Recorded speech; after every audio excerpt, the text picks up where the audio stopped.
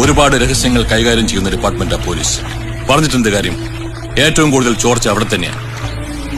പറയേണ്ട കാര്യം അല്പം സ്വകാര്യമാകുമ്പോ തനിച്ച് കാണുന്നല്ലേ നല്ലത്. അതാ ബാലുവിനെ കണ്ട് നേരിട്ട് പറയാമെന്ന് വിചാരിച്ചത്. സർ, മന്ത്രി മുസ്തഫ വിളിച്ചിരുന്നു. ഊഹിക്കാം സർ.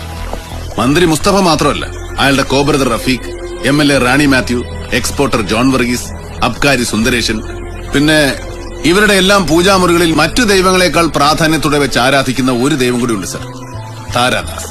അയാളെ വിളിച്ചു കാണും. കാര്യങ്ങളൊക്കെ എനിക്ക് മനസ്സിലാവുന്നുണ്ട് സർ. ഞാൻ സംശയിച്ച പോലെ തന്നെ തന്റെ മറുപടിയും.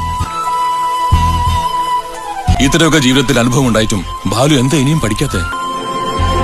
പാറയപ്പറമ്പിൽ നിന്നും കുഴിച്ചെടുത്ത മാരകമായ ആയുധങ്ങളും തീരെ നിസ്സാരമായ കൈത്തോക്കും തമ്മിൽ ബന്ധമുണ്ടാക്കാൻ ശ്രമിക്കുകയാണോ? I don't know Balu, why are you so cruel?